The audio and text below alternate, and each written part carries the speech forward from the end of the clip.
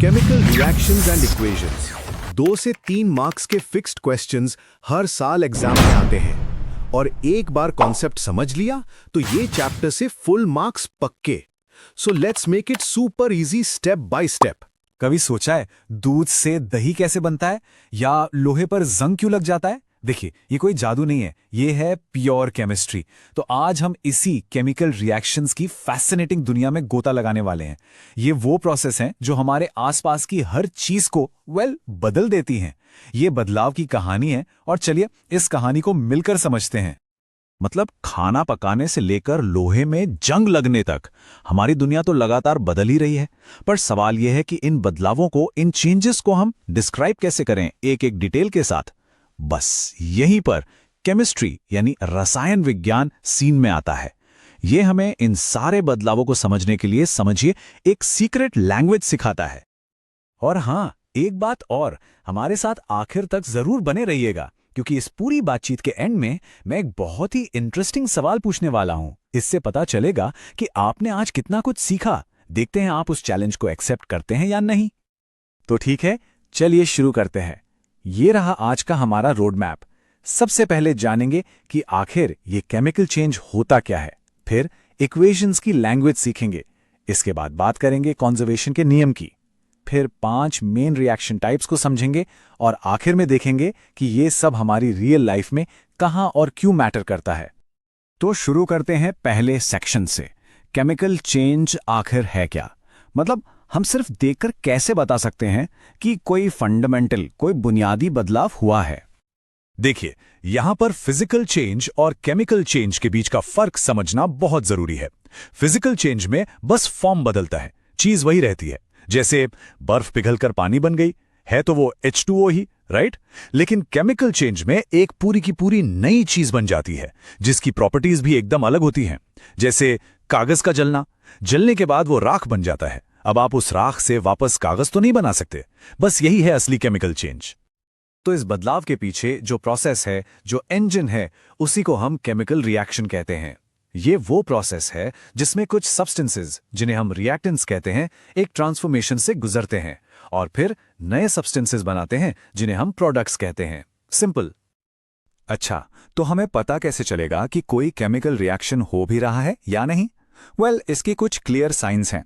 जैसे स्टेट में चेंज हो सकता है, सॉलिड से लिक्विड या गैस, कलर बदल सकता है, या हो सकता है कोई गैस निकलने लगे, कभी कभी टेम्परेचर भी बदल जाता है, या फिर प्रेसिपिटेट मतलब एक इनसॉल्युबल सॉलिड बन जाता है।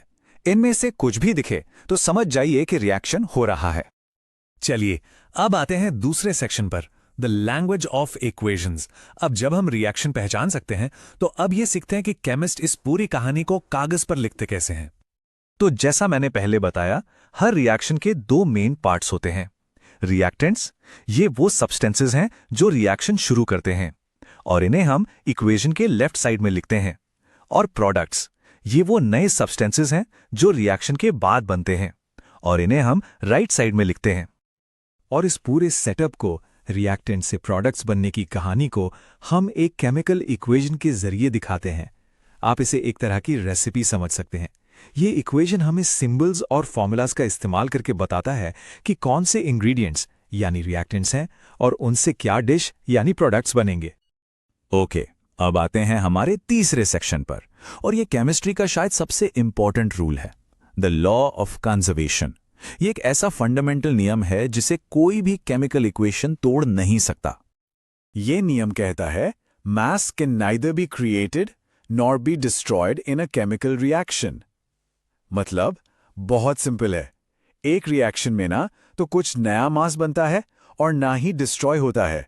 जितने एटम्स के साथ आप रिएक्शन शुरू करते हैं उतने ही एटम्स आपको आखिर में मिलेंगे, बस उनकी अरेंजमेंट बदल जाती है।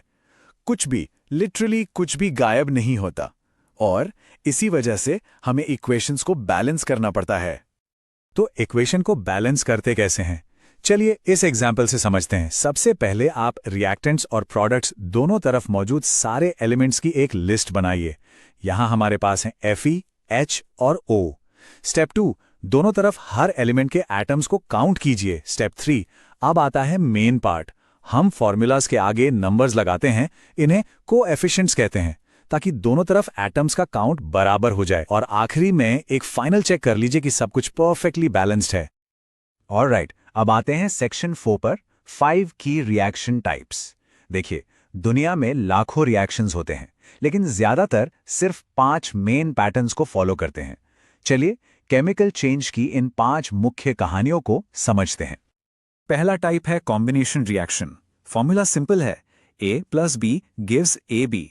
मतलब 2 या 2 से ज्यादा रिएक्टेंट्स मिलकर एक सिंगल प्रोडक्ट बनाते हैं। इसका एक क्लासिक एग्जाम्पल है हवा में मैग्नीशियम रिबन को जलाना। वो जो डैज़लिंग व्हाइट फ्लेम निकलती है, वो असल में मैग्नीशियम और ऑक्सीजन के कंबाइन होकर मैग्नीशियम ऑक्साइड बनाने का नतीजा है। दूसरा टाइप है डीकॉम्पोजिशन रिएक्शन। ये कॉम्बिनेशन का बिल्कुल उल्टा है। यहां फॉर्मूला है AB breaks down into A + B। मतलब एक सिंगल कंपाउंड टूटकर 2 या 2 से ज्यादा सिंपलर सब्सटेंसेस बनाता है। जैसे लेड नाइट्रेट को हीट करने पर वो लेड ऑक्साइड और एक ब्राउन गैस में टूट जाता है। तीसरा टाइप है डिस्प्लेसमेंट रिएक्शन। इसका फॉर्मूला है A + BC gives AC + B।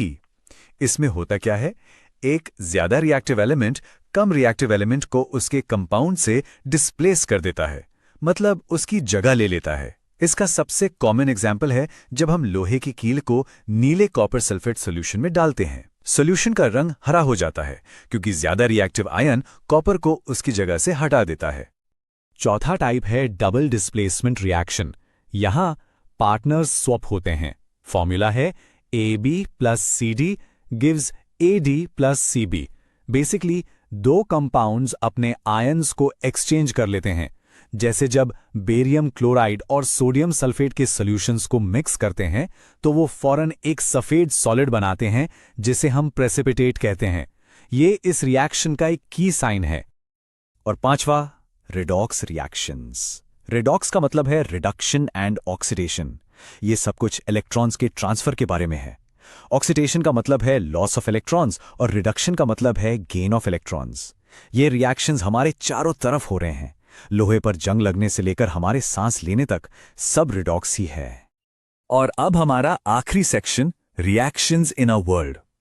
तो सवाल यह है कि why does this all matter?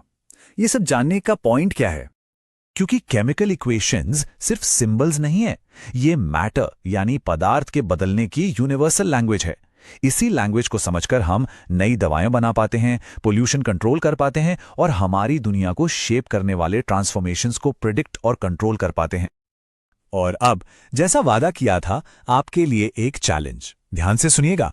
जब हरे रंग के फेरस सल्फेट यानी FeSO4 क्रिस्टल्स को गर्म किया जाता है तो उनका रंग बदल जाता है और जलते हुए सल्फर की स्मेल वाली एक गैस निकलती है। तो अब आपको ये बताना है कि ये किस टाइप का रिएक्शन है। जो भी आज हमने सीखा है उसके बेस पर अपना जवाब नीचे कमेंट्स में बताइए। हमें आपके आंसर्स का इंतजार रहेगा। Thanks for watching.